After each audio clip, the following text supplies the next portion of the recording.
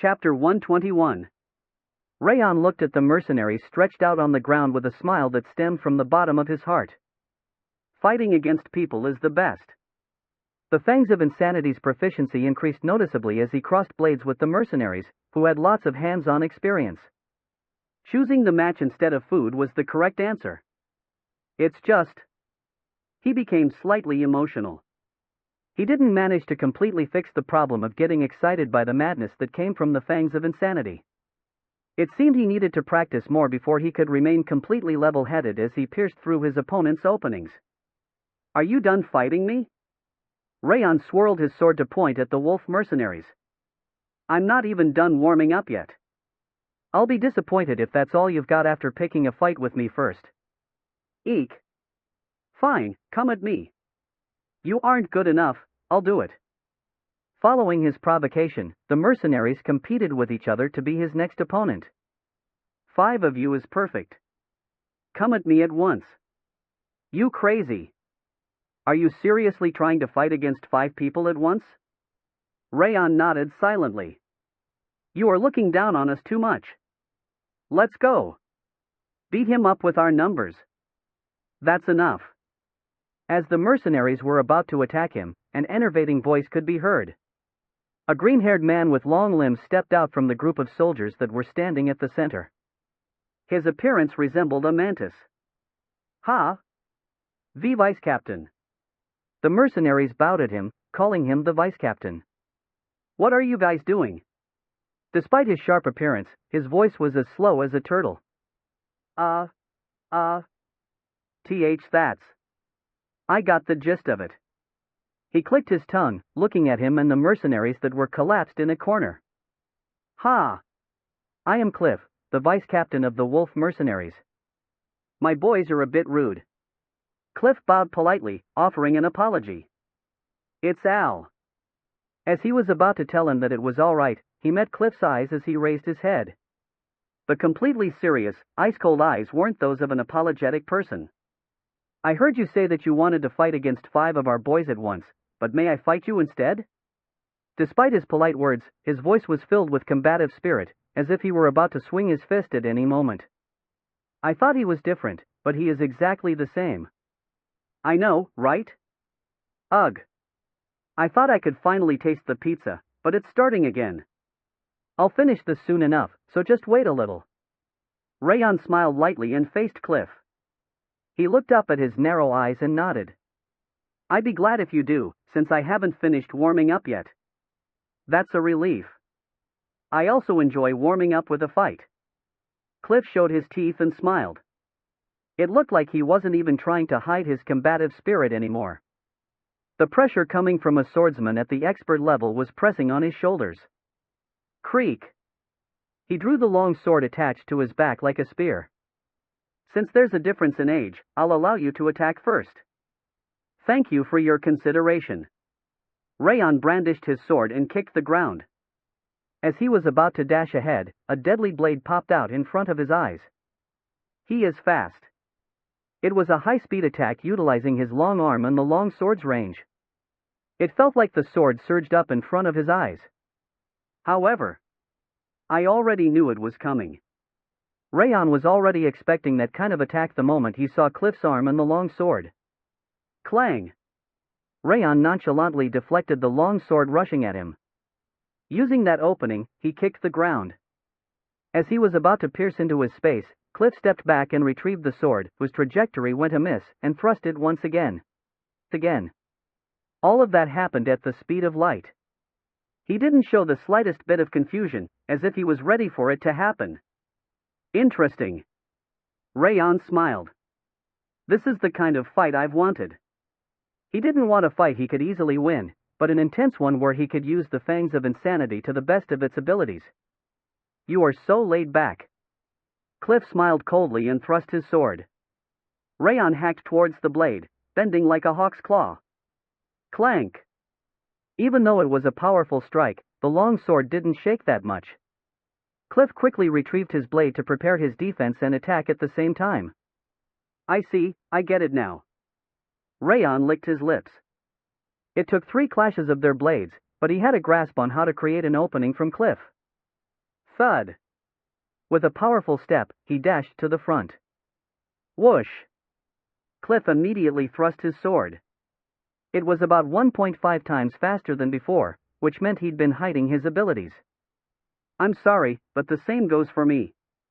In fact, he was hiding even more than him. Raon dodged the long sword as it thrust at his shoulder by a paper-thin difference, then slashed his sword. Clang! It was the loud sound of collision, but the long sword wasn't pushed back that much. The reason was simple. It's because it's a flexible sword. Even though it looked like a long sword that had nothing special about it except for its length, it was a flexible sword that could bend like a whip. He'd partially decreased the solidity at the moment of impact to absorb the shock. He's good. Raden Sieghart's swordsmanship was more powerful and flashy, but his technique was more intricate. Whoosh! Whoosh! Using his arm, which was pulled back, he thrust his sword like lightning. The speed had increased even further, to a level that even an excellent warrior would be unable to see. However, the trajectory was clearly visible to Raon's eyes. He thrust his sword, using the superhuman strength of the 10,000 flames cultivation from his energy center. The moment Cliff tried to weaken the center of his long sword, Raon turned his wrist. He slammed his sword against the edge of the long sword, following the spark of the fangs of insanity. Wham! Cliff's long sword didn't manage to weaken in time, snapping in half, before it was slammed into the already cracked ground. What is this? Cliff shook his hand in panic, but the sword didn't easily come out of the ground. Slam! Raon smashed the ground so that he wouldn't be able to pull out the sword at all, then dashed at Cliff. The moment he was about to strike his chest with the flat of his sword, Cliff's eyes glowed dangerously. I'm sorry, but a mantis has two sides. He drew the second sword from his back with his left hand. It was a small sword that was attached to the end of his sheath. I know. Raon drew the blade of Requiem with his left hand and swung it down. Slash! Cliff's small sword was cut apart like tofu. His hand started shaking in real panic. There's no such thing as waiting during a fight. Raon sneered and hit his abdomen with his left fist, which was holding the blade of Requiem. Qua! His entrance was different, but Cliff met the same end as the other mercenaries as he collapsed on his back while foaming at the mouth. Ha! Raon nodded in satisfaction and sheathed his sword. A real fight really is the best. Real fights were the best way to increase the fangs of insanity's proficiency. He turned around, thinking that he should review the enlightenment he got just now. Qua! What was that? How did that mantis demon lose just now? And to such a young kid, at that. No, but how does this make any sense? How could Cliff lose like that? He is the new star. The new star of the future. Swordsmen, knights, and soldiers. Everyone that had been spectating the fight couldn't find the jaws that they dropped. Whoa! He is the best. Please, fight against me next time. Hey! Where are you from? Lots of soldiers and swordsmen were cheering over the awesome fight they'd just witnessed. Sir Raon, good job. Dorian gave him a towel and an apple juice.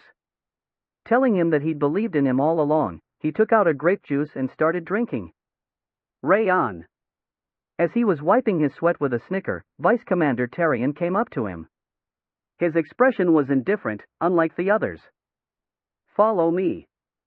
The commander has summoned you. He turned around and walked away.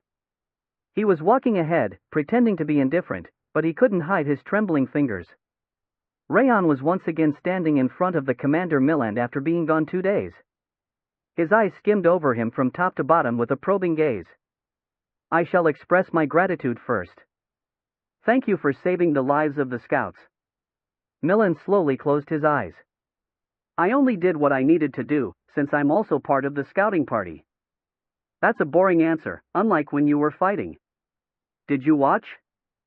I didn't watch, but I could feel it. He snickered, pointing at the window behind him. How shall I describe it? Your might and personality are both different from what I saw here. I didn't expect you to accept the mercenaries' challenge. I normally don't avoid requests for fights. That's a good mindset as a swordsman. I can understand how you got to have such prowess at your age. Why did you come here? Sorry? Even though it was because of your house's orders, didn't you have something you wanted to achieve for yourself? Yes, I do. Red light shone from Raon's eyes. I want to experience many things. I want to participate in as many fights as possible, and experience as many battlefields as I can. He didn't just want to complete the Fangs of Insanity and improve the 10,000 Flames cultivation to increase his prowess. He also wanted to learn more about emotions, to strengthen his mind. I am against it. I just want to be a supply soldier from the BA. Raon covered Dorian's mouth as he started saying useless things. Many fights and many experiences. Milan tapped the desk with his charge finger. Which military unit do you think is the most dangerous one? Isn't it the infantry? Dorian hesitantly responded. How about you? It's the scouts. That's the right answer. Milan snickered and nodded. It's just like you said. The most dangerous unit is the scouting unit. They spend more time outside the castle than in, and they don't rest when the battle breaks out since they also participate in it. They always fight with their lives on the line, from when they are scouting to when they're on the castle walls when they are inside. He licked his lips with a bitter expression on his face. Since they have the highest rate of mortality during missions, we always lack scouts. That was something Raon had expected. In fact, they were using lodging for 2 people with Dorian despite being mere recruits. I was initially planning to send you to a combat unit, but that won't be necessary. I'll help you fulfill your objective. I said my objective is the supply soldi. I'm appointing you 2 as the special guards for the scouting party. I hope you will save as many scouts' lives as possible, while fighting to your heart's content. Milan's eyes shone as he told them his request. Understood. Raon nodded his head. Just as he said, he was certainly going to have as many fights as he wanted if he moved along with the scouts. I never said I wanted to fight. I was just standing here. Raon and Milan completely ignored Dorian despite being right next to him, as if he'd never existed. I'll officially announce the appointments soon enough. Good job on your scouting mission. You shall rest now. Thank you. Wait a moment. I just want to be a supply soldier in the back line. Raon pulled Dorian from the commander's room since he was spouting such nonsense. Ugh, it's over. It's over. My life is over. Dorian's shoulders drooped like a zombie's. It's not over, so stop saying nonsense and go back and rest. Pardon? What about Sir Raon? He was munching on a round snack. When he'd taken it out, Raon had no idea. I'll train a little before returning. Ugh, okay. Dorian told him to do his best, then returned to their lodgings. Wait. Just as Raon was about to visit the soldiers' training center, Rath's voice could be heard. This isn't what you promised. Rath burst from the flower bracelet and frowned. Promise? Yes. You said you would eat the pizza after the match. Ah, that promise. Raon raised his head to look at the sky. It wasn't exactly time for dinner yet. Let's eat it in the evening after training. Stop lying. I won't be tricked like that anymore. It's true this time. I'll even pick the pizza you want. Really? I'm telling you, yes. I just want to review the enlightenment I got. Raon nodded with a serious expression, thinking that he managed to convince him. Whir. The blade of Requiem also resonated, telling him to just trust him. Fine. The generous King of Essence will forgive you this time. Instead, you have to pick the pizza the King of Essence wants at all costs. Okay. Raon smiled, as if he was dealing with a child, and went to the training center. Raon left the training center after the moon rising over the western mountain moved about the distance of 3 finger knuckles. His expression was filled with satisfaction as he tapped the sheath of his sword. The Fangs of Insanity's proficiency has increased a lot. He managed to completely engrave the enlightening he got through the match in his body and mind. He was still lacking, but it felt like he managed to break through another layer. Let's return and sleep. Raon Zighart. When he was about to return to the lodging, wrath, who was hanging on his wrist like a parrot, started emanating terrifying coldness. How could you forget about the promise with the King of Essence again? Ah, I was just kidding. It was a joke. Raon snickered. There was no way he would forget about such a ridiculous promise. He was just playing a prank. Since Wrath had been silently waiting for him during his training, he was planning to buy him a pizza like he wanted. Whir! The blade of Requiem resounded, looking at the floundering Wrath. What? Are you telling me the King of Essence is narrow-minded? What's narrow is your owner's brain. Whir! Stop trying to preach the King of Essence when you are just an insignificant creature. The King of Essence is just curious as a gourmet. Raon ignored the Demon King and the possessed dagger loudly chatting with each other, heading towards the branch of frost. However, the lights were off in the pub, and he couldn't feel anyone's presence. It looked like they closed down early. Did they close down? It looks like it. Wrath didn't say anything, Blue Flame trembling. The thin coldness coming from him started wavering like a tsunami. That's why the King of Essence said we should go there earlier. I didn't know they would close down this early. Shut up. This is one thing I can't forgive. This really was not intentional. Give back the King of Essence's pizza. The coldness emanating from him surrounded his ankles and wrists. Ah, I don't think you should be doing this. The King of Essence will take over your body this time for sure and eat the pizza with my own hands and mouth. Wrath's frost glimmered like a blue lightning. The amount of wrath and ice storming through Raon's entire body was the biggest so far. And that day, Raon's stats increased by 2. Chapter 122. Inside the fifth cave, where Raon and the scouts spent the night. On the icy ground where the shark mole's blood had frozen solid, 2 men were standing, one wearing a black and the other a blue one. The man in black robe's height and bulkiness were comparable to that of a monster. Looking at the bloodstains around the cave, he licked his lips. They were killed by a fast and simple killing technique. I can't tell what kind of swordsmanship the perpetrator used from the marks on the corpses and the ground. He scratched his chin, looking at the hole created by Raon's blade of Requiem. How was this hole created? I don't think it was made by a sword. Was it a spear? No, this is. Why are you so curious about that? The man wearing the blue robe snorted, kicking the shark mole's corpses that had been buried by the scouts. They are all going to die anyway. It's because of you. You should have made sure to kill them, or at least get some information. We only ended up giving them information this time. The man in the black robe turned around. It was difficult to see because of the robe, but it seemed like he was scowling. I didn't do that on purpose. It couldn't be helped, they were out of control. Stop your nonsense. Why are you so worried? Nothing can possibly go wrong as long as we proceed as planned. You are underestimating them too much. I'm not underestimating them. They are simply inferior. The man wearing the blue robe grinned, looking in the direction of Haben Castle. The dozens of teeth in his mouth glowed like those of a shark. They won't be able to do anything if we proceed according to the plan. That's why we are working hard on the preparations right now. Then don't do anything, please. The plan goes awry whenever you act. It looks like your head is even becoming fish-like. Keep talking.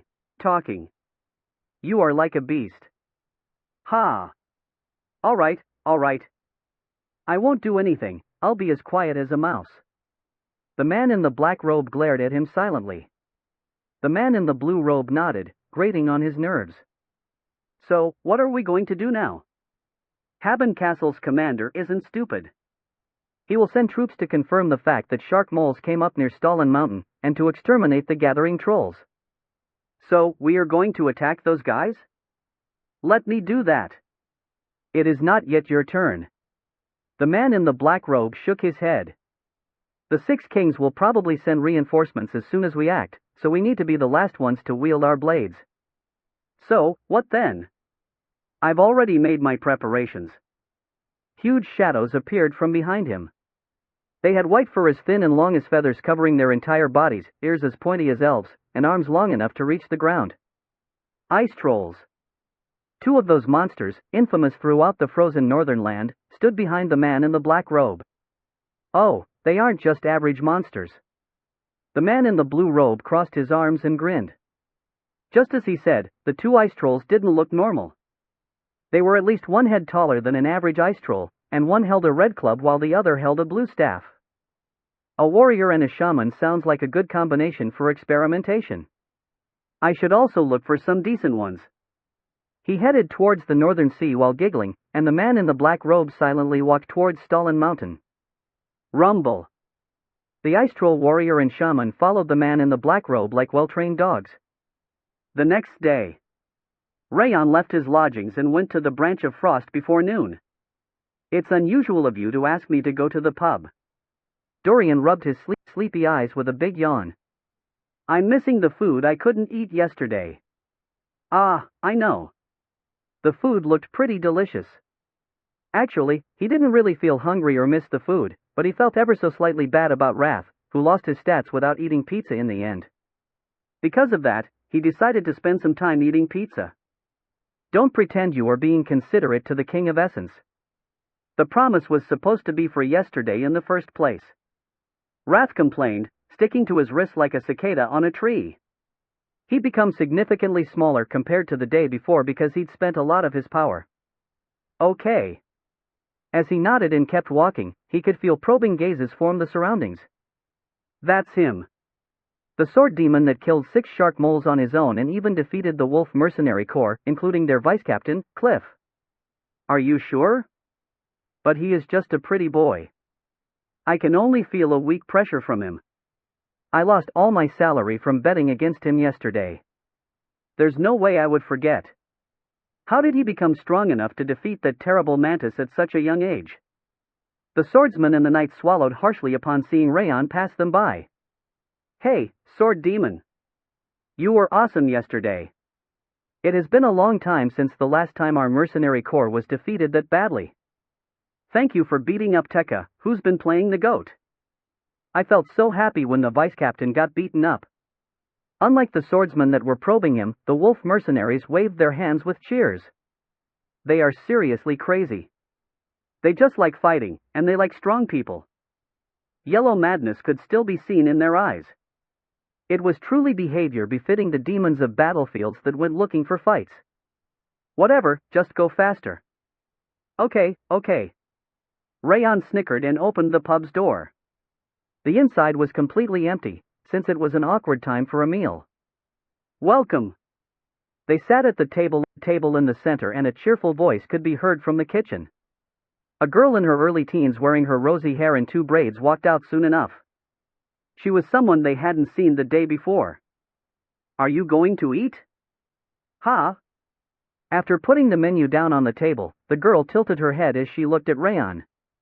You are the swordsman that fought against the wolf uncles yesterday, right? Yes. Wow, the girl said your appearance was more attractive than your swordsmanship, but it was true. The waitress stared at Raon with a broad smile. What are you doing? Stop making me wait and open the menu. The King of Essence will order everything. Ha! First, is pizza. I even saw the pizza from yesterday in my dream. He looked at the pizza on the menu. As he was pondering over which one to order since there were 5 different kinds, the girl came up next to him. Do you want my recommendation? This beef pizza and the chicken pizza are the most popular ones, and this spicy pepper pizza is a delicacy. And the waitress also recommended the grilled meats, chickens, and stews. The way she was increasing the sales after approaching him and telling him he was handsome showed that she was a proper merchant. Order this chicken pizza and the pineapple pizza down there for now. We didn't see the pineapple pizza yesterday. The one we had back then was beef. It doesn't matter. The King of Essence wants that pineapple pizza. Pineapple is a bit. Pineapple was a tropical fruit from the southern regions. Since it had a sweet and sour taste, Raon didn't feel like it would harmonize with pizza, which had cheese. Were you an odd eater rather than a gourmet? Silence. You said you would do what the King of Essence desires for today. Keep your promise, Raon Zighart. Rath's voice was dignified, as if he were pledging an oath or something when he was just ordering a pizza. The Demon King seemed pettier the more he learned about him. Give me the chicken pizza and pineapple pizza, and a beef stew. Ah, I'm sorry. We don't have the ingredients for the pineapple right now. The waitress shook his head, saying that some food on the menu was unavailable because of the lack of ingredients. Cool, I was looking forward to it the most. Ha, it's a relief. Pineapple? As Raon was breathing a sigh of relief because he didn't have to eat the pineapple pizza, Dorian, who'd been blankly staring at the menu, stood up. Wait. Raon had an awful premonition and tried to stop him, but Dorian's hand was as fast as lightning. He took out a pineapple from his belly pocket in the blink of an eye. Here you go. Ha? The waitress' eyes widened. How did you? It's pretty common to carry around a pineapple or two. Dorian shrugged, saying it was nothing special. It's not. Why do you have something like that? Raon barely managed to suppress the impulse to smack the back of his head. Ooh. As expected of the King of Essence's first subordinate. Rath murmured, saying that he did a great job of making him his subordinate, and patted Dorian's head with his frost. Thank you. Then, we will buy this pineapple and use it. That's fine, I have more. Dorian grinned, taking out another pineapple. Isn't it great, young master? You can eat the pineapple pizza you wanted. Yes, this is great. This is so great that I want to beat you up. Ah. Raon scowled and ordered the other food that was recommended to him. Thank you, we will prepare a tasty meal. With a refreshing smile, the waitress brought the pineapple to the kitchen. While Raon was chatting with Dorian, who looked hateful for some reason, the waitress and a fiery-looking old man with silver hair came out of the kitchen with the food. They displayed the steaming food on the table. This is the leftover pineapple after cooking. The old man placed the remaining half of the pineapple on the table. Despite the impression that he gave that suggested he had experience killing several people, his voice was soft. The waitress had half of her tongue sticking out because of the fragrance coming from the sliced pineapple. Dorian. Yes? Can I give her this pineapple? Yes, of course. Dorian immediately nodded, as if he were telling him he didn't have to ask something like that. Take this is for you. Thank you. The waitress bowed, her cheeks turning as red as her hair. Thank you. The old man also bowed slightly and went back to the kitchen. His attitude was also nice, unlike his appearance. Stop pretending to be kind and start eating already. Eat it when it's still hot. Stop whining. Raon sighed lightly and picked up the pineapple pizza. He closed his eyes and took a big bite. There wasn't really a sour taste like he was expecting. On the other hand, the strong, sweet taste stimulated his tongue. It felt like the salty and sweet taste were discordant as they poked his tongue. It wasn't exactly disgusting, but he felt like there was no reason to heat up the fruit like that. Ugh, this isn't too good. Dorian scowled after eating the pineapple pizza. On the other hand. How could this taste even exist? The King of Essence has been so ignorant of the world. A demon king was moved by the pineapple pizza. This golden ratio between the sweet and salty taste is softly surrounding the King of Essence's tongue, like silk. This is gastronomy, and this is happiness. The monarch of Devilldom felt like he was in heaven from eating a single piece of pineapple pizza, and he was on the verge of tears. Keep eating. You shall never stop. Arg. Raon frowned, but still kept eating the pineapple pizza. It was certainly not too bad, but he still didn't know why. He would have preferred eating a cold pineapple separately. Wow, I'll never get bored of this taste, no matter how much I eat it. The King of Essence is naming this pizza the Salty Sweet Pizza. Rath kept telling him to only eat the pineapple pizza, falling completely in love with it. The young master really has a peculiar taste. Dorian wrinkled his nose, looking at Raon as he picked up the fourth pineapple pizza. That's not the case. What are you talking about? You can't hide your taste. You are part of the mint chocolate squad, and you even like the pineapple pizza. You are the most peculiar person I've ever seen. I'm telling you I'm not. He barely managed to suppress the urge to smack the back of his head once again. I'm satisfied. A forest of pineapple shall be created in Devildom in the future. The guy looks so happy. Raon realized it was the time for him to put his plan into action. Eating another piece of pineapple pizza, he looked at Raph. Raph. What? His voice was cheerful, to the point that it was difficult to believe he'd exploded the day before. I had a feeling while using Glacier, but there are more ways to use it, right? Oh, did you actually notice that? You are right. Raph nodded in satisfaction. It is similar to the cultivation techniques that humans use. Glacier is the method of using frost with the utmost efficiency and the highest amount of output. Does that mean I can also attack or defend with it? Of course. It doesn't only have that excellent scouting ability but can also attack and defend. It's really amazing. Indeed. It's truly an incredible ability that even your inferior self managed to notice. Raph's voice became even louder. It seemed he was feeling like a worshipped demon king once again, all thanks to the sweet taste of the pineapple pizza and Raon's blatant flattery. So, how do you use that? Can you even block ice with ice? What a pathetic guy. Remember what the King of Essence told you before. It's all about image. Nothing is impossible as long as you can picture the image. Then, if I picture blocking the ice, can I block all the ice coming from both outside and inside? Of course.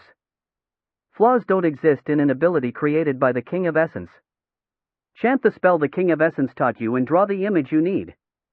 The same goes when attacking. Raph completely forgot about the bet and the fact that his main way of attacking was frost, giving Raon advice on the image.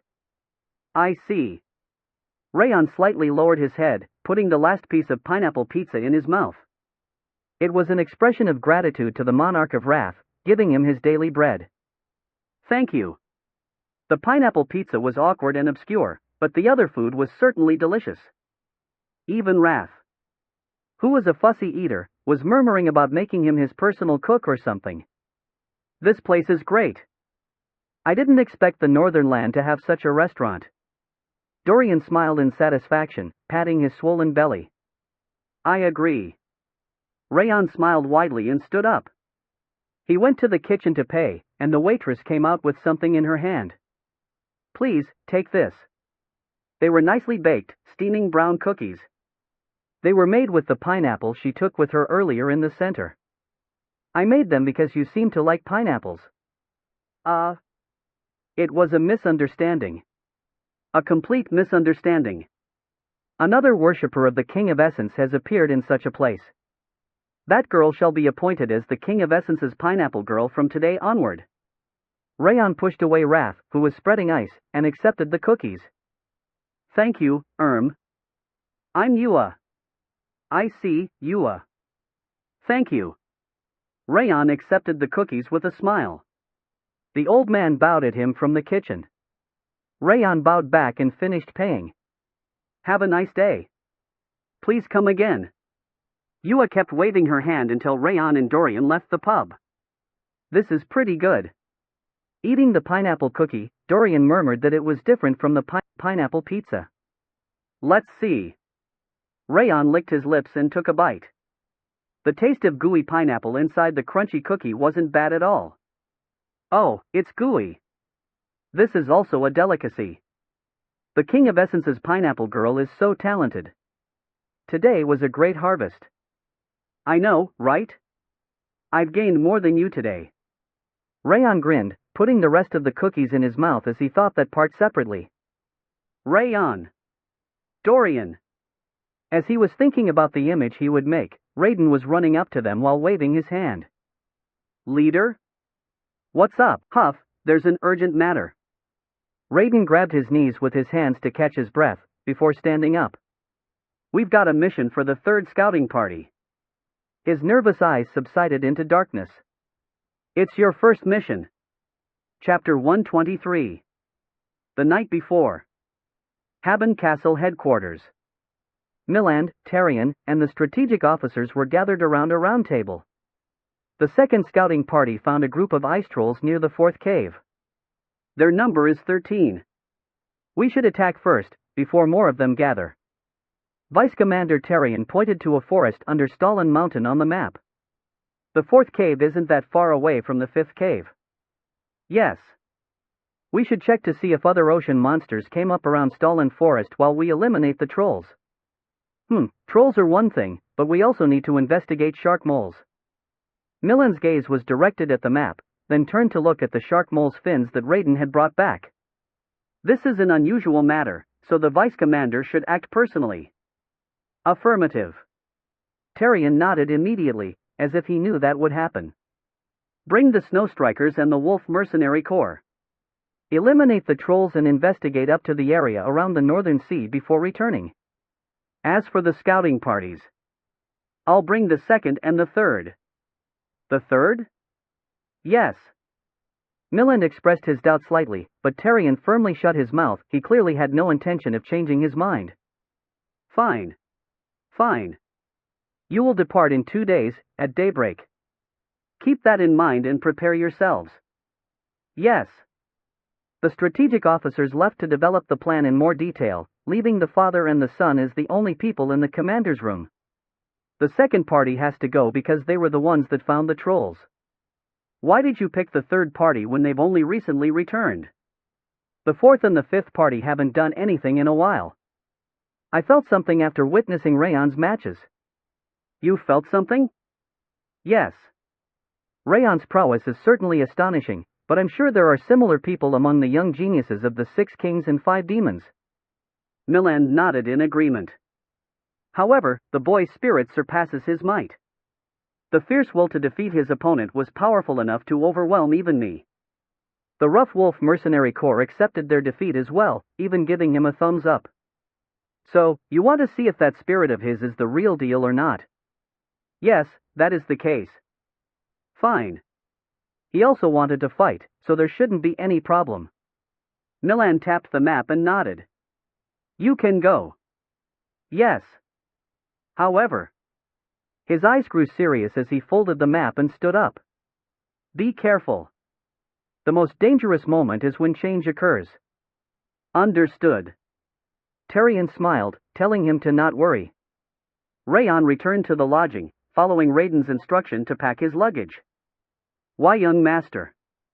Isn't this a bit too early? Dorian was sitting at the bed with trembling legs. It's pretty weird that we have to go back out despite having returned only recently. That's true. Raon nodded in agreement. This certainly is fast. It wasn't normal to send a scouting party back out when they'd only just returned from their mission. It's probably because of me. It must have been so that he could show his true power, since he'd killed the shark moles on his own and defeated the wolf mercenaries, and for him to experience battle. It's over. This is really dangerous. Hugging a human-sized pillow that he took out of his belly pocket, Dorian rolled on the mattress. Raon thought that it was a seriously strange thing to be carrying around. This should be enough. Raon packed his backpack and put it under the bed. Young master, I heard blades can hardly pierce the skin of ice trolls. Is that true? It is. As expected of monsters living in a cold region, ice trolls had tough and thick skin. It was necessary to use a lot of aura on a sharp sword in order to cut them. They aren't lacking in regeneration, either. That's why they are difficult to deal with.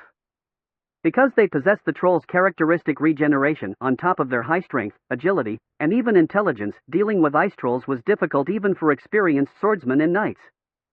However, you should still be able to deal with them. What? Me? Dorian threw away the body pillow he was hugging and stood up. You can create an opening using your strength, which is your fast feet. Just do it the way you learned. Hearing that from the young master is filling me with courage. Not really. He murmured that he was scared and tried digging under the mattress like a mole. Then there is another way. Another way? Yes, a way that will make you fearless in front of an ice troll. Please, tell me. I'll do anything. Dorian swallowed hard and looked at Raon. If you spar with me using the fangs of insanity, the ice troll will become a mere monster for you. Let's go. With a frightening smile, Raon picked up his sword. Ah! Dorian's eyes lost focus, as if his soul left his body. A cold sweat flew down his forehead. Dorian? Ah, I just imagined it for a moment, and I'm now perfectly fine. The trolls are just pieces of shit. He laughed awkwardly, saying that it was such a mysterious phenomenon, before collapsing on the bed. What a crazy guy. Wrath clicked his tongue, saying that such a guy didn't even exist in Devilldom. Raon snickered and sat on the bed. Since the noisy guy had fallen silent, it was time for him to start training. He closed his eyes and gathered the coldness of frost that had harmonized with the outside. He said it was about the image. Wrath had said glacier could be used in any way as long as he had the image of it. Now that I think about it, they are all similar to each other. When Rimmer helped him with the acquisition of the 10,000 Flames cultivation, and when Glenn showed him the Supreme Harmony steps, they always put an emphasis on the image. It seemed polishing the mind was important the higher the level he reached. He cleared his mind, breathing slowly, to the point where his lungs felt like they were suffocating. He imagined clothes of frost that could block all the ice from both inside and outside. A heavy metal armor that could perfectly defend against anything, a light and reliable leather armor, and a robe that allowed him to survive against the cold wind. He tried imagining different types of clothes, but he couldn't find any image that could stop all the ice. A perfect and absolute. Upon reaching that thought, he remembered that person. Glenn Zighart. That dark red coat, surrounded by his dignity, felt like it wouldn't even be scratched by any kind of blade or ice. It was exactly the invincible armor he'd been trying to imagine. Whirr! Raon rotated the ring of fire to increase his concentration. Imagining the sewing process that would be used to create the clothes using the frost created by glacier, he became fully absorbed in his thoughts. The next day at daybreak, Raon was in front of the castle gates with Dorian. The Snow Strikers and the Wolf Mercenary Corps that were going out with them were taking care of their weapons with serious expressions on their faces. Are you all right? All right? Yes. No matter what happens, I figured it would be better than sparring against the young master. Ha ha. After Raon mentioned the spar, Dorian kept murmuring that something like ice trolls were cakes compared to the crazy sword demon. That's a relief. Hello. Raon snickered as he looked at Dorian, who had gained confidence with a weird method. Then, a young man wearing silver Arctic clothes came up to them. He had black hair, black eyes, and white skin. With an average height and gentle impression, he didn't have any distinct characteristics. I'm Beto, the Wolf Mercenary Corps captain. I heard about the rude things my boys did yesterday. I have no excuse. He bowed slightly with a smile. Unlike the vice captain, Cliff, he didn't seem to have any intention of starting a fight. His atmosphere was completely different from the other wolf mercenaries that he'd seen before. It's all right. I enjoyed it as well. That makes me slightly relieved. Do you belong to the scouting party? Yes. You must be the strongest scout. I'm looking forward to your cooperation today. Yes, the same goes for me. After finishing the greeting, Beto returned to the wolf mercenaries, saying that he will check their preparations. I don't like that guy. Pluck his eyes out. What's up with you this time? He has the eyes of a snake. You shouldn't trust someone like him. Were you a physiognomist? It comes from my experience. Back in Devilldom, the King of Essence encountered countless people with those eyes and faces. He will most likely betray you. You are always so negative. However, Raon didn't trust the guy either, since he was hiding a lot. His eyes, especially. He couldn't feel anything snakish like Wrath mentioned, but a strange power could be felt from his black eyes, which seemed to contain darkness. Uncles! Everyone turned around at the cheerful sound coming from the interior. Yua, who should have been at the branch of frost, was running towards them with multiple pouches in her hand. Oh, that's the pineapple girl. Sorry I'm late. I brought everything. Yua distributed the pouches she brought to the swordsman and the mercenaries. It seemed they were the snacks they'd ordered in advance. Wow! How is Yua getting cuter every day? Her cooking also gets better and better. She is the pride of Haben Castle. The scouts cherished her as if she were their own child. It looked like she was like the mascot of Haben Castle. I have one left. After distributing the pouches, she came up to Raon, holding the last pouch. This contains the handmade beef jerky I made with my grandfather. It was dried deliciously during a sunny day, so please take it. Why are you giving this? It's your first mission. Please return safely and buy it next time. Yua handed over the pouch with a smile. Thank you. If you are grateful, then you have to return and buy from us. Yua told them to return safely and went back to the pub. What about me? Dorian pouted, looking at his empty hand. She gave it to us to share. You should hold on to it. Ah, yes. Dorian put the beef jerky pouch in his belly pocket with a smile. Everyone, line up. We are doing the final inspection before departing. Around 30 minutes before it was time for departure, Vice Commander Tarion came up to the main gate. He personally checked the supplies and people before finally nodding his head. He is completely different from that shitty ears. I know, right? His personality was completely different from Rimmer, who usually arrived right before the appointed time and half-assed when checking on their preparations. Tarion looked down on the soldiers, standing on the platform in front of the main gate. His fierce presence made everyone's gazes fixate on him. There are two objectives for this mission. Elimination of the gathering ice trolls and scouting from the entrance of Stalin Mountain up to the Northern Sea. I hope we can stay together until the end, without a single straggler. Yes. Since they were already aware of the mission's objective, the swordsmen, soldiers, and mercenaries answered loud and clear. We will depart in 20 minutes. Everyone should check their preparations one last time and brace yourselves. After saying that, he went off somewhere. Just like the vice commander said, check to see if you forgot anything. Yes. Hey. As Raiden was about to check one last time, the Snow Striker's swordsman came up to them. Carry this for me. Make sure to keep it clean. I'm sure you know what will happen otherwise. Handle it carefully. I'll punish you if anything disappears. Treat it as your lover, although I'm sure you don't have one. They threw heavy things like tents and food, before giggling as they left. What's going on? Guess. They are asking us to carry their baggage. Why would the scouts carry their baggage? Raon tilted his head, unable to understand it. Since a fight could break out at any time, they apparently need to save their strength. They've been like this every single time since they were assigned here. Raiden sighed. The scouts started picking up the baggage of the swordsman as if they were used to it. It can't be helped, since we don't have the position nor the power to do anything. We just have to do what they ask. Raon looked at the Snow Striker's swordsman. They weren't paying attention to them anymore, as if they did something obvious. The mustached middle-aged man that was supposed to be their leader wasn't saying anything either, despite having witnessed what just happened. What the fuck?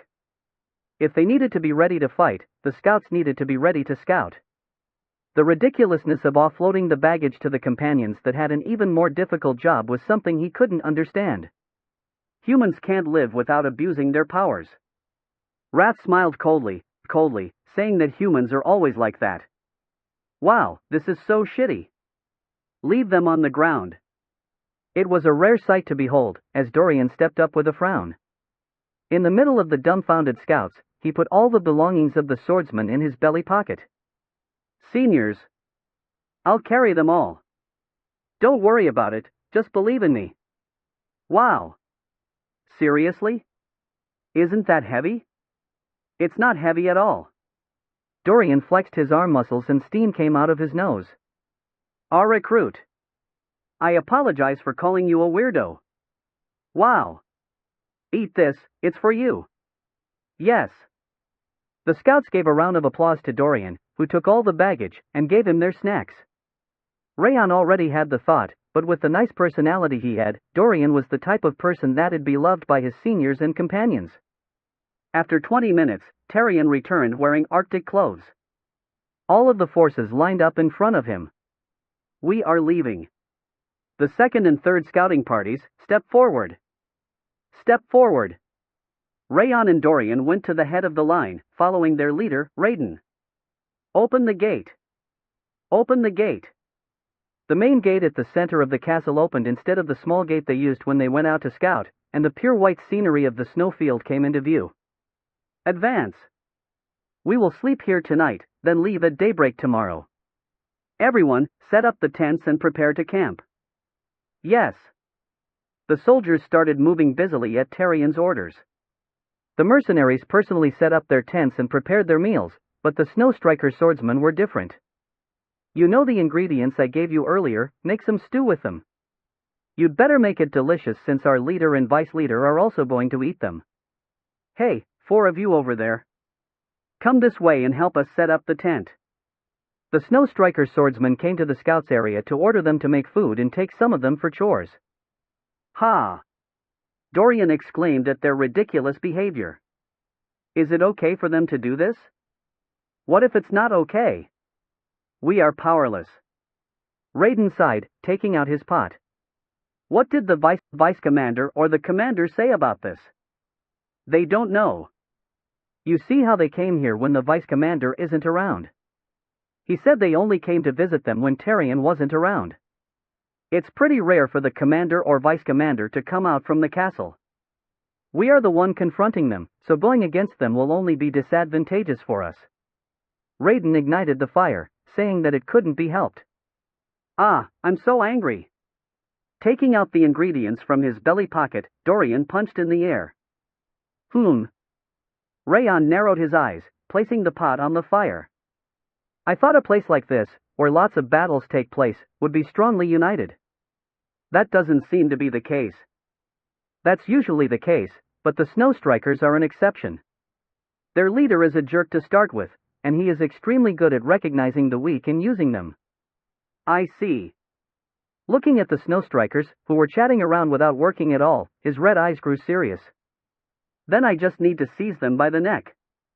The troop advanced quickly. Probably because everyone was used to walking on the snow, it didn't take much time before they reached the fourth cave despite having many people walking together. However, they couldn't find the group of trolls that the second scouting party had found. There wasn't even a hint of them. How did this happen? I'm sorry. Tyrion asked the second scouting party's leader, but he could only droop his shoulder in response. Are you sure you saw them correctly? I am sure. There were 13 trolls gathered at the forest's outskirts. This is why I said the scouts shouldn't move on their own. We should include at least a swordsman in each scouting party. The Snow Striker's leader was sticking right next to Tyrion to say that the scouting parties were deficient in many ways. It looked like he was trying to increase his influence by stepping onto the others. Let's talk about that later.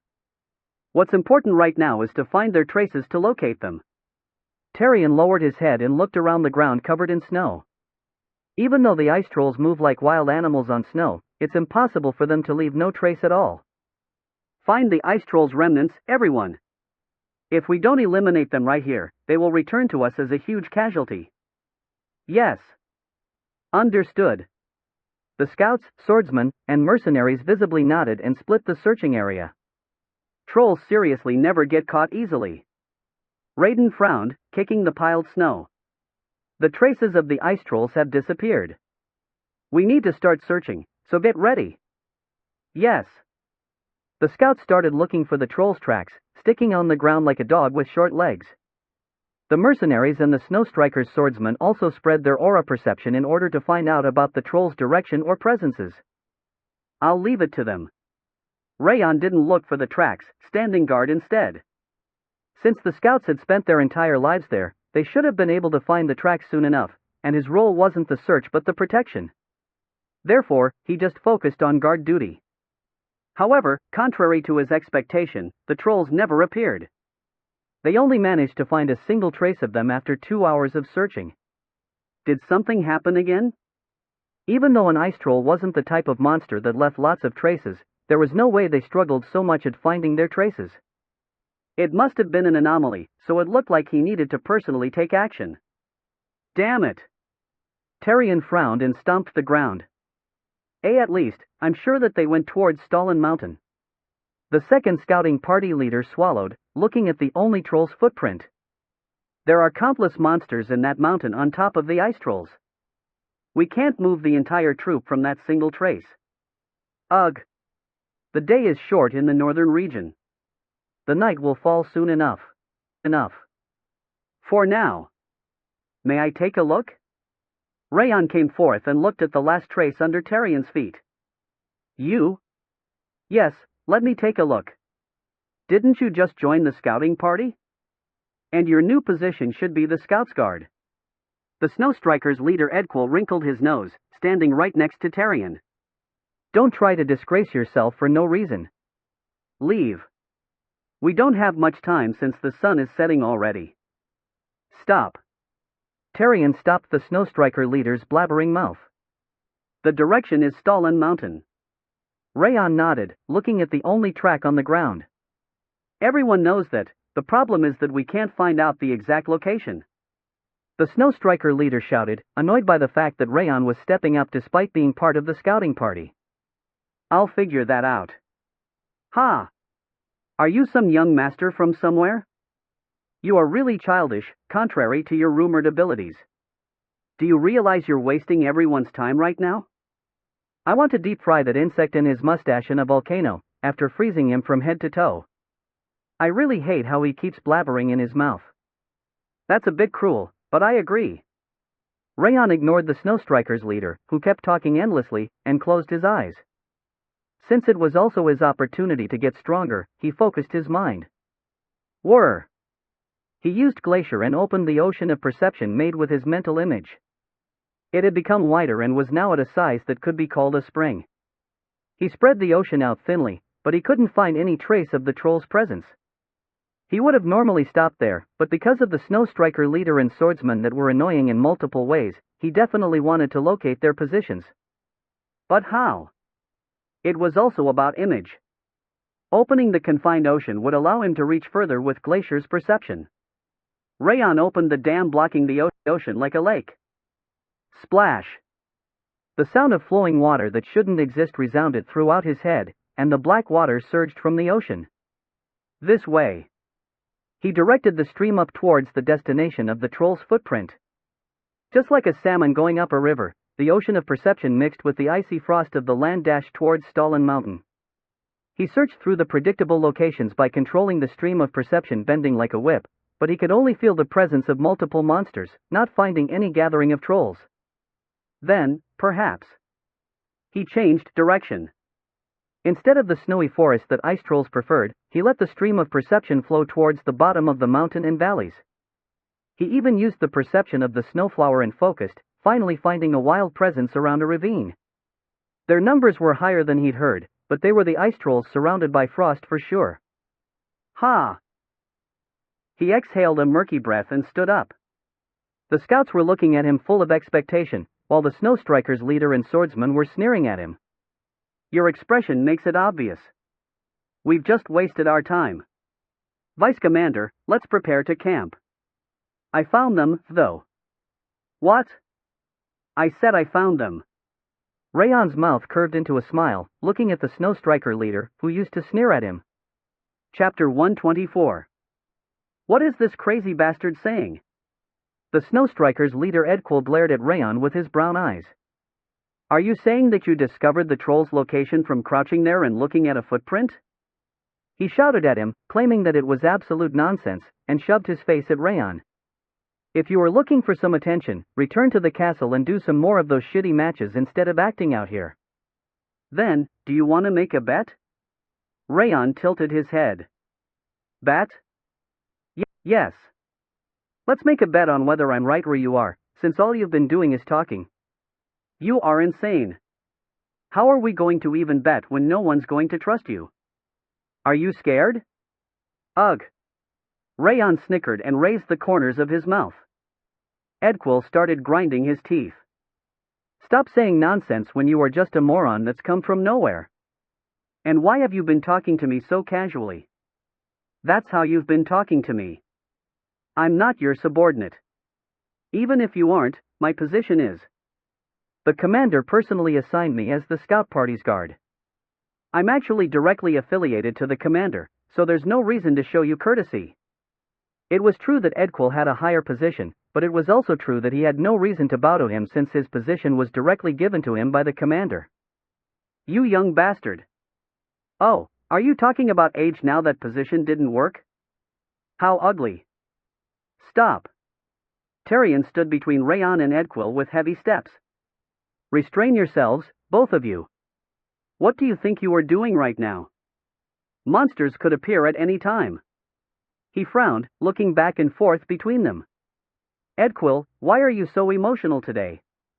It's because this kid keeps speaking nonsense. He hasn't spoken any nonsense yet, because he didn't say anything about the location of the trolls, nor how he found them. Tyrion turned his head to look at Raon. Are you sure you found them? Yes, I am. They are gathered around the frozen valley at about 25 degrees to the right from where the scouts predicted.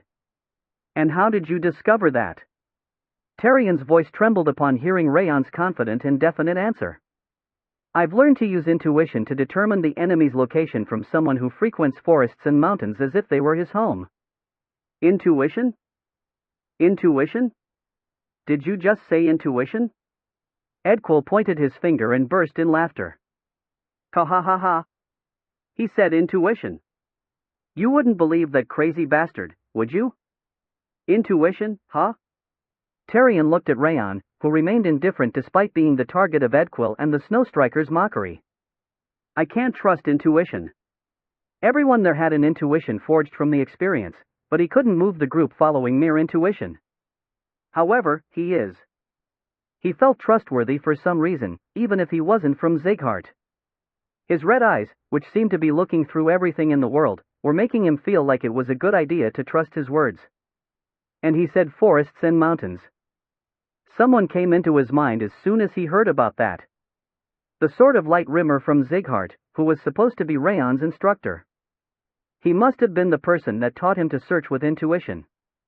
Ha, even then. Vice Commander. The third scouting party's leader Raon came forth. Do you remember my recent report? I mentioned that everyone could have died because I ignored what Raon had said. Yes. Tyrion nodded.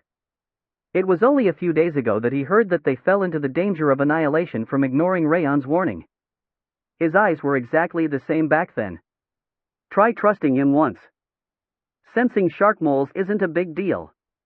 How are you asking him to make a decision following a mere intuition? Do all the scouts have a hole in their head or something? Ha! Edquil tapped Raon's head with his finger. If you have time for stupid shit like that, you should be educating that idiot instead. Edquil, stop right there. Humph. Tyrion stopped him and Edquil crossed his arms, turning around. I'm also interested. Beto, the Wolf Mercenary Corps captain, also stepped up. Swordsman Raon? Yes. How long does it take to get there? It takes 30 minutes normally, but it will take 10 more minutes if we want to reach their backs. Back? Back? Did you even find a spot for a surprise attack? Yes. Ha! He exclaimed, raising his head to look up at the sky. Vice Commander, 30 minutes isn't even long enough to reach the mountainside. We can return before it's too late, so let's try going there. Beto? Why are you saying that? We're bribed by that idiot or something? Edquil frowned and stomped the ground, as even Beto took Raon's side. He feels trustworthy for some reason. I wonder, is it because he defeated my troublemakers? Ha! Tyrion sighed and turned around. Get ready, everyone. We are climbing Stalin Mountain. Vice Commander. Are we seriously going? Yes. It would be even more dangerous if the trolls attack us after nightfall. It's better to eliminate them as soon as possible if we can. But how are we supposed to trust this insane bastard? I will not allow any further objections. Ugh. Edquil wanted to keep talking, but he had no choice but to step back as Tyrion gave his definite answer. So, we've decided to check the location.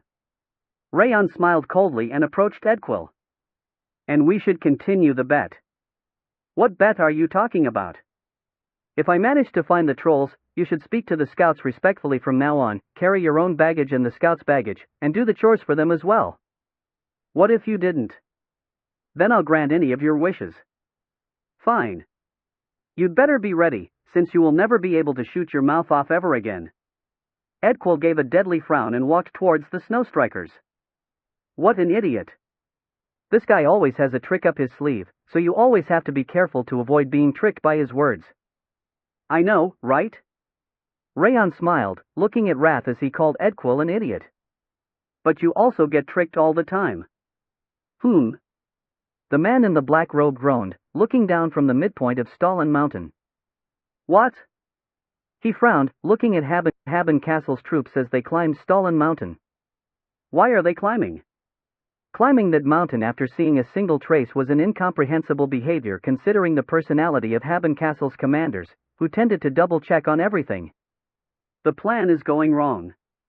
The initial plan was to perform a surprise attack with the ice trolls after Haben Castle's troops fell asleep in their camp, so their actions were messing up his plan. I need to withdraw for now. The man in black robe went up slightly higher just in case, along with the ice troll warrior and shaman. Since the other ice trolls were hidden inside the frozen valley, there was no way they would be found out. In fact, Haben Castle's troops were moving in a slightly different direction than the valley. Let's observe for now. The man in the black robe licked his lips, watching the climbing troops. It wasn't difficult to deal with them, but he couldn't kill all of them. For the sake of the plan, they needed to bring the news about the ice troll warrior and shaman's appearance back to the castle, so he needed to let a few of them survive. Go back down already. You won't be able to find the TRO, huh? His belittling eyes started wavering like a boat facing a tidal wave. What? Why are they going there? The troops that seemed to be moving in the wrong direction were heading towards the valley in a roundabout route. Did they know about it all along? Their movements signified that they were already aware of the trolls' presence in the valley from the beginning. If not, there would have been no reason for them to move like that. But how? It was impossible to find the trolls in the middle of Stalin Mountain snowstorm, even for the scouts that had spent their entire lives there. He couldn't understand how they discovered the trolls' location. It's too late to withdraw the trolls, how? He got a great idea while pondering on what to do. No. The man in the black robe, who was biting his lips, looked back at the ice troll warrior and shaman and smiled. This might be even better. Raon hid his presence and led everyone to the hill at the lower part of the mountain. It was a stiff mountain, but it wouldn't be difficult to go down because there was no ice. He laid down on his belly at the edge of the hill and looked down. There were 15 trolls inside the frozen valley. 11 of them were drawing some strange pattern with the orcs and bearwolves' corpses and blood, and the other 4 were watching the surroundings with their arms drooped down. It looked like they were preparing some kind of ritual or ceremony. Trolls. Trolls are really there. 15? There are more of them than what we saw before, but I'm sure they are the same ones. The second scouting party nodded their heads after seeing the trolls. How did he notice those trolls from all the way down there? His intuition was right. Is he even human? Isn't he actually a dog? The scouts, wolf mercenaries, and even the snow strikers were almost out of their minds as they looked back at Raon. This can't be true. It's impossible for him to have found them from there. The snow strikers' leader Edquil's mustache trembled like a catfish's whiskers in disbelief. Raon snickered and stepped up next to him. After this battle, the scouting party's baggage and chores are the snow strikers' job.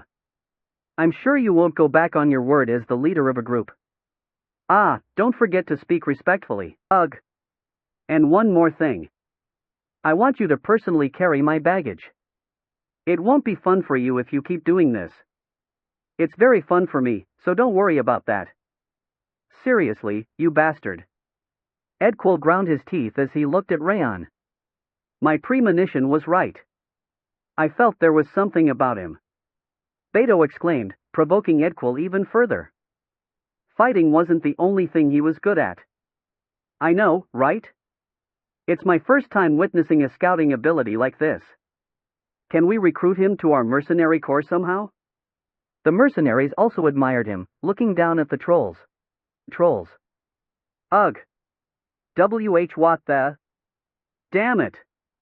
The Snow Strikers' leader and swordsman were the only people grimacing amongst them. Raon, did you really discover them with your intuition? Tarion carefully approached him. His eyes were trembling intensely. I told you, I have a pretty good intuition.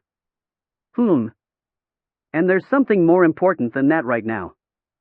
Yes, that's true. He nodded and carefully went to the edge of the hill. Everyone, prepare to fight. The scouts held the crossbows, and the mercenaries and the swordsmen drew their swords. They barely made any sound, as expected of veterans, but the trolls standing guard must have felt the small amount of murderous intent. They looked up at once. Craw! Craw! An ear-splitting roar came from the trolls on the right side as they noticed the Snow Strikers' swordsman on the hill. Shoot! Along with the sound of smashing trees, silver rain fell under the hill. Pop-pow! Each of the ice trolls were hit by at least 5 bolts, but only a few of them managed to pierce through their thick skin into their flesh. Craw! Caw! The trolls plucked away the bolts stuck on their bodies and roared in anger, mouths red. Charge! Ee-ya! Tarion brandished his aura blade to run ahead like an excellent horse, and the Snow Strikers and the mercenary corps followed him. Coo! Let's go! The scouts jumped down as well, holding crossbows in one hand and shields in the other. Ugh! Dorian's lips were trembling in fear, but he didn't forget what he needed to do. He drew his sword and stayed right next to the scouts. I should go too. Raon ran down the hill alongside the third scouting party. The battle had already started, and the Snow Strikers and the Wolf mercenaries were storming through the trolls. Cut their flesh and rip them apart. The Wolf mercenary corps captain, Beto, was swinging his sword like a madman. His eyes were filled with madness, so different from the polite behavior he had displayed before. The deadly energy surrounding his blade savagely cut through the ice troll's upper body. Surround them from 4 directions and attack. Aim for the neck and heart. Despite their ugly personalities, the Snow Strikers had excellent abilities. They created a sword formation to press on the trolls with the best hunting method for killing a small number of monsters with a higher number of swordsmen. Fire! The scouts ran around the battlefield to fire bolts at the trolls fighting against the swordsmen. There were more bolts piercing through their skins as they shot from a closer distance, but the damage wasn't significant. However, the fact that they were distracting the trolls was creating a better situation for the swordsmen and the mercenaries. There were almost 10 swordsmen and scouts per troll, so despite the fact that it looked like a messy battle, it was actually advantageous for the humans. Coo! Young master! After pushing away the ice troll that was trying to attack the scouts, Dorian breathed out roughly. Why are you so quiet today? You would have normally already started fighting by now. Our mission is the protection of the scouts, and my opponent is something else. No one else had felt it, but 2 monsters strong enough to be the trolls' leader were running towards them. They are almost here. Raon smiled coldly and raised his head. Welcome, my food. Never approach them. Our goal is distraction. Raiden shouted at the scouts. If you manage to distract the troll, step back immediately. We don't need to fight them ourselves. He ran ahead quickly and shot the crossbow towards the shoulder of the troll that was about to grab a Snow Striker's swordsman. Pow! Pow! The bolt barely managed to pierce the troll's skin, but that was enough. The swordsman used that opportunity to dodge and started counterattacking. Stay back if you run out of stamina. Raiden notched another bolt. It was difficult to believe he was using a crossbow that was slow to load. It was proof that he'd practiced it more than anyone else in that place.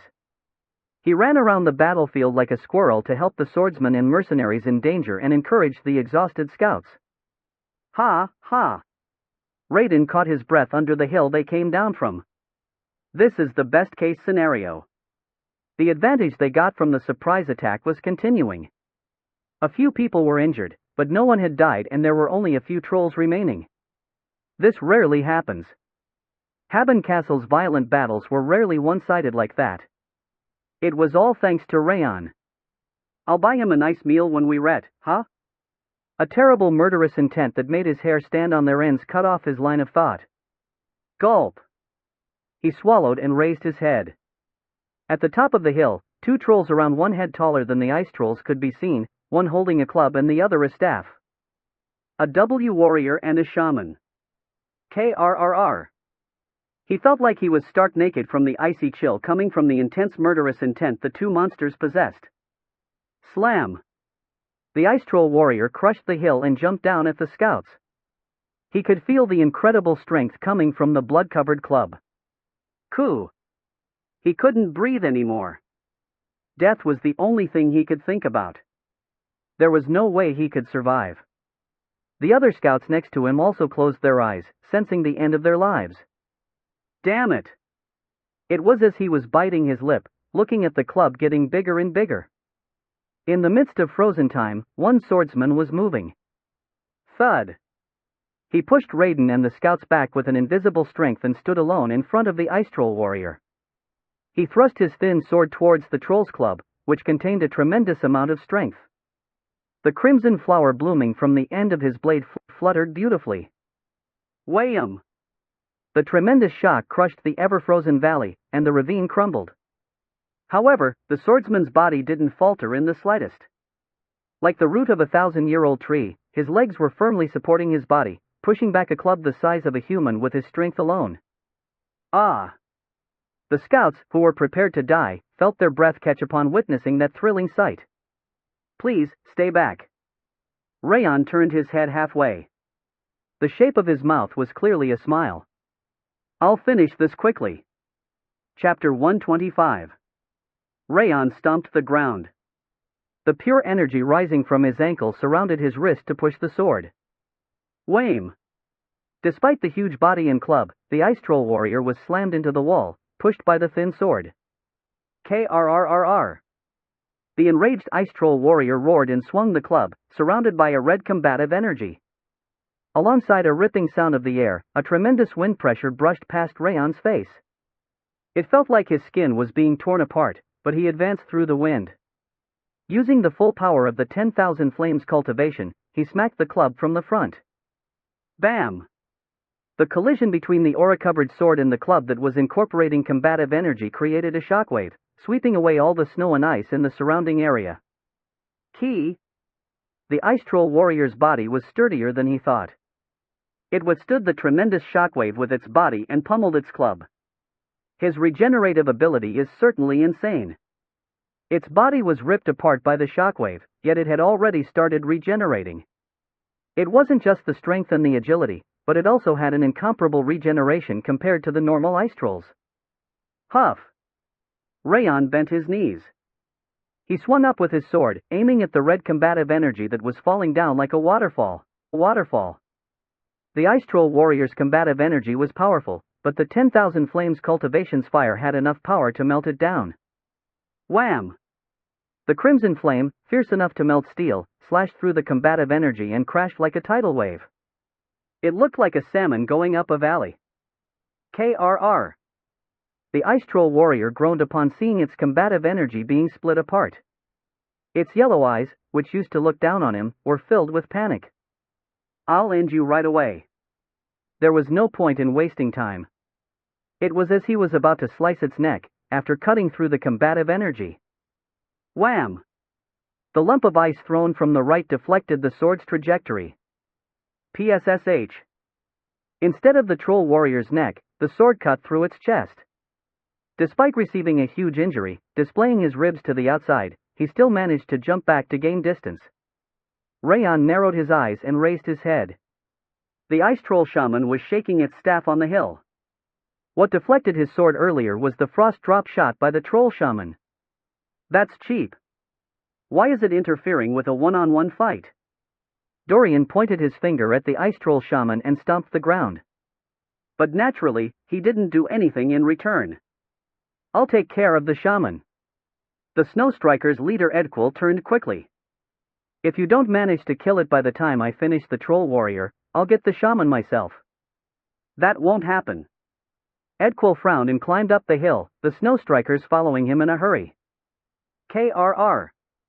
Raon looked ahead, hearing the growl of a wounded beast. The ice troll warrior, who had already recovered, was raising its club. I'm sorry, but the fight is over.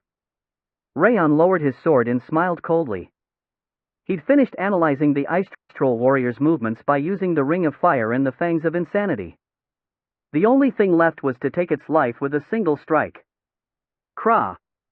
The ice troll warrior shattered the ground and rushed at him. With his sight filled with the monster, Raon brandished his sword. Instead of stepping back, he ran ahead. 10,000 flames cultivation, 10 flames. Thawing flame. A crimson flame blossomed on the silver blade, as if spring had arrived. The flower blossom looked like the sun as it spread out in 4 directions, announcing the end of the cold winter. Creak! The dancing crimson flame subsided, and the frozen ground melted. The ice troll warrior's head and club fell above it. Haa! Raon lowered his sword and exhaled an exhausted breath. The 10,000 flames cultivation's techniques were definitely powerful and flashy, but they consumed too much aura and willpower. He felt like his mind was going numb. However, the power and sharpness that cut the ice troll warrior apart in a single slash was satisfying. Raon caught his breath and looked up the hill. The troll shaman was spreading its magic and leading the trolls to fight against the snow strikers. They are not done yet. Raon fed the extinguishing flame of his blade the firewood called aura and brandished his sword. Then, that's mine. Defeating a monster powerful enough to use combative energy would result in an increase of stats and level. There was no reason to give away such delicious food to a stranger, and a bastard like him on top of that. He felt people staring at him as he was about to climb the hill. When he looked back, Tarion, the mercenaries, and even the scouts were all staring at him, dumbfounded. Raon became curious about what kind of expression they would make if he even killed the ice troll shaman. You are so greedy when you aren't even greed. It's not as bad as your appetite. Ugh, the King of Essence doesn't eat that much.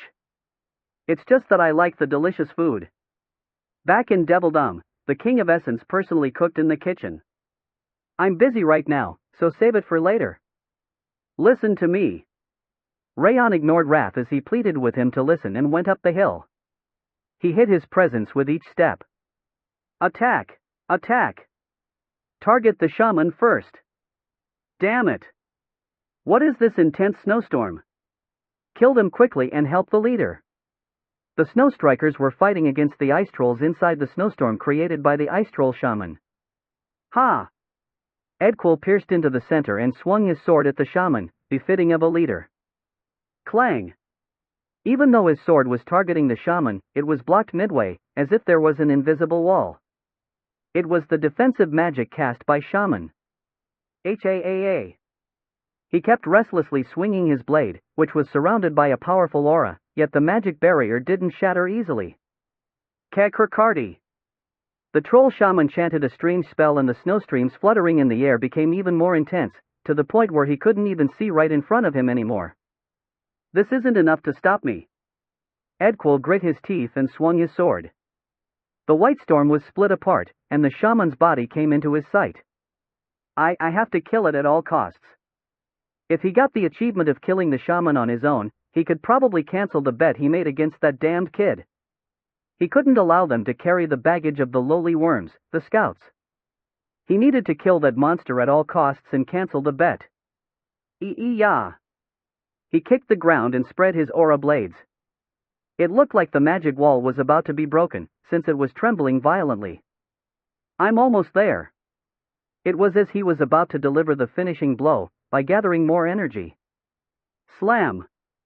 Shaman's body faltered significantly, and a red stream appeared from the left side of its chest, where its heart was located. What is this? While he was standing still, unable to understand the situation, the troll shaman's body was scattered into pieces along with an explosive sound. Whoosh! Behind the fluttering crimson smoke, the blonde kid that he hated the most was standing there, holding a dagger emanating evil energy. Why, you bastard? Edquil pointed his finger while trembling his chin. Why are you here? I told you I'd kill it myself if you didn't manage to finish it before I killed the troll warrior. Shut up. It was just a surprise attack from the back. I could have finished it on my own even if you weren't here. Just a surprise attack or whatever, take this corpse for now. Raon sneered and pointed at the shaman's corpse. His face was so hateful that Edwill wanted to insult him. After all, you are my scout party's baggage carrier from now on. Gulp. The man in the black robe swallowed, looking at the ice troll corpses piled up in the valley. How did this happen? That wasn't supposed to happen. Haben Castle's troops should have lost half their soldiers to the surprise attack from the ice troll warrior and shaman, and the rest should have desperately fled. Then, Commander Millen should have personally come out with the troops because of the dangerous monster's appearance. However, his entire plan went awry because of one thing. And the reason was a single guy. Creak. The man in the black robe grit his teeth. He looked at the blonde swordsman standing on the hill. He noticed the ice troll warrior's surprise attack, beheaded the troll warrior, and burst the heart of the troll shaman as it cast its magic. His prowess was one thing, but he was perfectly aware of the way he could finish his opponent's life. The man in the black robe fiddled with the mask in his hand. It was a blue mask like an ice troll, with long ears and a wrinkled forehead. Huff! What shall I do? He pondered on whether he should kill them right then or devise another plan. Besides that guy. He could sense an ominous aura from the young boy that killed the warrior and shaman on his own, to the point where he was making his hair stand on ends. It was the danger detection ability from the mask. Which means he is a dangerous guy. More than Haben's Castellan in some way. The man in the black robe turned around. He climbed the mountain and clenched his fist. Do I have to take that out? When Raon killed the last troll, a message appeared in front of his eyes. Agility has increased by 1. Energy has increased by 1. Raon smiled in satisfaction after reading the message. They were the stats he got as a reward for killing the ice troll warrior and shaman. And that's not everything. His soul's level must have also increased from killing the monster using combative energy on his own. He didn't kill the shaman on his own, but there was no problem since he made the finishing blow. Growing stronger each time I fight really is an overpowered ability. It's only natural, since the system was created by the King of Essence. He wanted to laugh at the way the Demon King was bragging about the amazing ability he had lost, but he suppressed it. Raon. Raiden and the scouts came running at him with trembling lips. Seriously, who the hell are you? I never imagined you would kill the ice troll warrior in a single strike. And you even killed the shaman. He is a real deal. The real deal. The scouts gathered around him and shouted. Ahem. Everyone turned around as Raiden cleared his throat. You guys, there's something else you should say before all that. Ah, yes. That's true. The scouts stopped smiling at once and straightened their backs. They then bowed at the same time. Thank you for saving us. You saved our lives. I was just doing my job as a guard, so you don't need to be like this. Raon shook his hand. He wasn't being modest, it was only natural to accomplish his mission. There was no reason for them to express their gratitude like that. No, to be honest, I thought I was done when it swung that club. I seriously thought I was dead. He's right. I couldn't think about anything else. My life even flashed in front of my eyes. The scouts nodded in agreement and laughed bitterly. The moment you stepped ahead to block the Ice Troll Warriors Club, I got goosebumps all over my body. It was my first time experiencing such a thing, even though I'd been a scout for over 10 years. There were tear marks around Raiden's eyes. Even though he was currently smiling, it seemed he really had been prepared to die. You didn't just do your job, you also saved all of us. Saying thanks isn't enough to express our gratitude. He's right. He turned his head around, hearing a low voice. Tarion was standing there wearing a smile for the first time since Raon had met him. Countless people run away from their roles. Whether it was because of the mission, or in order to save people, standing alone in front of that club isn't an easy feat to achieve. Tarion bowed his head and smiled even more vividly. Thank you for saving our soldiers. Yes. Raon slowly nodded his head. My heart tickles for some reason. He'd always been busy running away after a battle or assassination. There had never been an expression of gratitude, and he'd always started preparing for the next mission right away, so it was still awkward for him to be thanked like that. However, he didn't dislike it. He felt happy, as if a soft and warm fabric was caressing his heart. The mixture of a powerful aura, and excellent swordsmanship, and appropriate timing resulted in an unimaginable power. The Wolf Mercenary Corps captain, Beto, walked up to him while clapping his hands. "You are outstanding in many ways, to have exercised a power surpassing your might." His eyes were shining like a man that had found the product he liked. "I want to find out more about you, but since none of our guys died thanks to you. In good conscience, I guess I should stop here, right?" He shrugged his shoulders and smiled widely. "Ah, of course. Not investigating others' background is the mercenary's unwritten law. By the way, the guy that named him the Sword Demon did a really great job. His sword is seriously insane. I've never seen anyone looking so happy when swinging their swords. How the hell did he push back a troll warrior with strength? Is he an ogre or something? What do you need to eat to get that strong at that age?" The mercenaries gave a thumbs up, telling him that he was amazing without any ulterior motive at all. They were the classic behavior of warriors that worshipped power and fighting. Listening to the scouts and the mercenaries' cheers, he walked up to the snow strikers, who were standing as still as corpses. "Ugh." He stopped in front of Edquill, whose chin was trembling, and put down his bag. "I told you, right? You should carry my stuff. Take it." Are you serious?" Edquill flicked his finger, as if he were going to draw his sword at any moment. "But you promised. Everyone here heard your promise. Are you going back on your word? Are you trying to be my enemy for some scouts?" His eyes became wide open, because he didn't expect him to actually hand over his bag. That's right. And what we did wasn't that bad to start with. We just gave them the baggage and made them prepare the food. We made fun of them and touched them sometimes, but it was a prank." The snow strikers also blabbered, claiming that they didn't deserve all that instead of apologizing. "I knew it. This isn't good enough to punish them. It was a prank.